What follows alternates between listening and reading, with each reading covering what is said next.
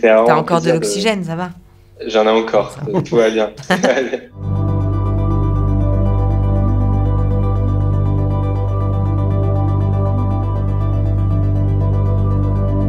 J'ai reçu le scénario après ce premier confinement. J'avais compris plein de choses du coup pendant ces 3 mois. Parce qu'on s'est posé tous beaucoup de questions et qu'on a eu tous très peur, qu'on a été très émus, qu'on a réécouté un peu le silence, vu la nature reprendre ses droits. Et que quoi qu'il arrivait, il y a eu un rapport presque métaphysique avec le reste du monde pendant ce temps un peu suspendu. Et j'en étais arrivée un peu à la conclusion de me dire...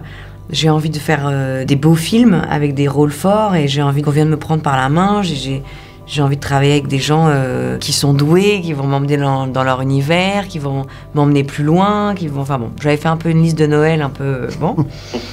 Et puis, voilà, c'était pas Noël, mais il y a quand même un miracle qui s'est passé puisque j'ai reçu le scénario pile à ce moment-là, dans ce moment de pensée comme ça, où on fait un peu comme ça des souhaits.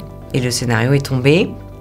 Et je me souviens de la double excitation et en même temps de la peur quand mon agent m'a dit « Oh, j'ai le scénario d'Alexandre Aja, il vient de tomber, je te l'envoie, je le lis de mon côté. » Et la peur de lire un film peut-être d'horreur qui allait me faire beaucoup trop peur et qui allait foutre en l'air mon sommeil que je venais à peine de récupérer parce que je venais enfin de me désintoxiquer de somnifères. Donc je me suis dit « C'est pas de bol. » Et j'ai dévoré ce scénario tout en sachant qu'il y avait ce réalisateur-là derrière. Et puis le coup de foudre pour ce personnage surtout. Elle m'a bouleversée, je l'ai aimée tout de suite, j'ai eu peur pour elle, j'ai eu peur avec elle, j'ai pleuré, je l'ai trouvée merveilleuse. Quand on a commencé à se parler avec Alexandre, c'était touchant d'ailleurs parce que ça arrive pas toujours. On était fou amoureux d'elle. On avait quelque chose comme ça qu'on aimait, on a eu envie de protéger ça, on a envie de faire en sorte qu'on vive tout avec elle et qu'on soit ému et qu'on ait peur. Et c'était beau de vivre ça tous les deux. Et je suis très flattée que tu me vois en prix Nobel de biologie parce que moi... Mon fils en CP, j'ai déjà du mal à faire les maths avec lui, donc c'est là la magie du cinéma.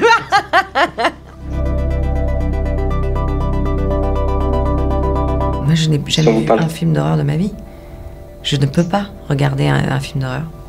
Voilà. Je suis désolée. Moi, la question, il y a beaucoup de choses. Hein. Ça va dernièrement de Grave, qui était vraiment une très belle réussite, mais ça commence évidemment beaucoup plus tôt. Pour moi, Le Salaire de la peur est un vrai survival pur et dur, un immense classique, même si c'est pas un film d'horreur, c'est un film de suspense du début à la fin, de tension. C'est assez magique, mais après il y a eu d'autres événements, pas assez évidemment à mon goût, hein, c'est toujours le problème, mais j'ai l'impression que ça change, j'ai l'impression qu'il y a peut-être une perspective plus optimiste grâce à l'avènement des plateformes pour que ce cinéma-là, qui n'est pas simplement un cinéma d'horreur, mais un cinéma de sensations, un cinéma qu'on vit, puisse exister beaucoup plus en France en tout cas. En tout cas, moi je suis très heureuse de faire partie du coup de ces peu d'actrices qui ont travaillé avec Alexandre et qui n'ont pas fait un film d'horreur et qui ont fait un film qui pour moi est tout aussi un drame, tout aussi émouvant qu'un thriller. Là, évidemment un film de genre science-fiction, mais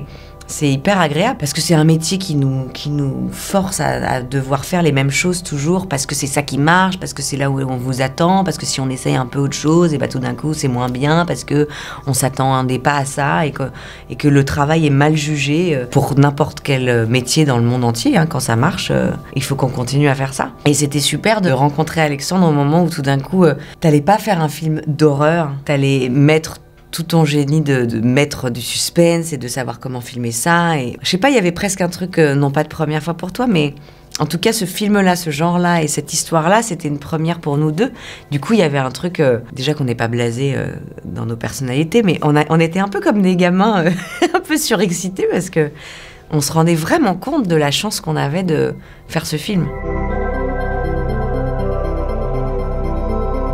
Moi, c'était le moment où on est passé sur cette version française, où tout d'un coup, des fois, il y a des idées comme ça, où elles rentrent comme une graine, et puis elles se développent, où je me suis dit, c'est incroyable, l'opportunité de faire ce film-là en français, ça va me permettre d'aller plus loin dans ce côté science-fiction plus adulte, le côté un peu existentiel de l'histoire, le côté plus intime, le côté plus européen, plus film d'auteur, donc de me détacher un petit peu d'une science-fiction un peu plus calibrée hollywoodienne. Et évidemment, je me dis, à ce moment-là, mais qui mais qui? Parce que finalement, tout le film, ça reste un personnage du début à la fin. C'est le seul paysage qu'on va filmer. En plan plus ou moins serré. Donc il fallait vraiment quelqu'un qui puisse avoir en fait toutes ces émotions, qui puisse passer de la terreur au désespoir, à l'espoir, tout ce questionnement, parce que l'immersion, elle vient que par l'acteur ou l'actrice qui va prendre le spectateur par la main et le transporter. Évidemment, l'écriture aussi, mais c'est avant tout une sorte de qualité de jeu. Moi, Mélanie, c'est quelqu'un que je connais ton travail depuis longtemps, je te suivais, on s'est croisés, je crois, il y a longtemps sur Inglorious. Il y avait une évidence pour moi sur le côté, alors c'est difficile de dire ça mais non, mais en plus, je n'osais jamais demander. Mais il y avait, pour moi, il y a un côté, on parle beaucoup du regard, parce que c'est un film qu'on a fait avec que des regards, vu qu'il y a des masques tout le temps, aujourd'hui, mais pour moi, il y a quelque chose de très important dans le regard, et il y a quelque chose qui m'a toujours fasciné dans tous les films, qu'ils soient en anglais ou en français. Je trouve qu'il y a une intensité dans la manière dont tu joues qui passe par les yeux et qui est très forte.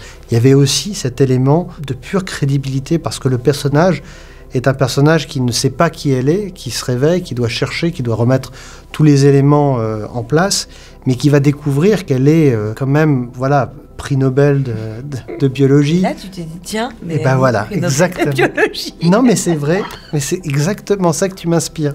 Tu m'inspires une sorte de le côté ingénieur, le côté... Ah ouais, vraiment. C'est vrai. Ouais, très sérieux et très crédible dans ce sens-là. Donc c'était pour moi une évidence. En tout cas, j'ai eu de la chance parce que voilà, premier essai et elle a tout de suite lu et elle a tout de suite répondu présente et ça a été le film parle de lui-même. Merci.